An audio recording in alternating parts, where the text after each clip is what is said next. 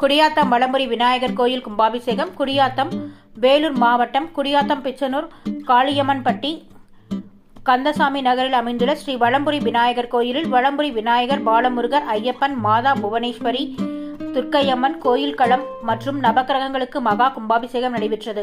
இதையொட்டி யாகசாலை பூஜைகள் தொடங்கின. பின்னர் திருமுறை பாராயணம், வேத பாராயணம், மகா பூர்ணாகுதி, யாத்ராதானம், கலச புறப்பாடு, வலம்புரி விநாயகர் பரிவார தெய்வங்களுக்கு மகா கும்பாபிஷேகம், மூலவருக்கு சிறப்பு அலங்காரம், மகா தீபாரதனை நடைபெற்றது.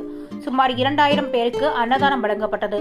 ஒன்றிய குழு தலைவர் NE சத்யானந்தம், முன்னாள் மாவட்ட மத்திய கூட்டுறவு வங்கி தலைவர் V ராமு, முன்னாள் நகர்மன்ற உறுப்பினர் SM தேவராஜ், ஊராட்சி தலைவர் அகிலாண்டேஸ்வரி, பிரேம்குமார், M சின்னப்பன் நாயுடு, சாய் ஆனந்த் உள்ளிட்டோர் கலந்து கொண்டனர்.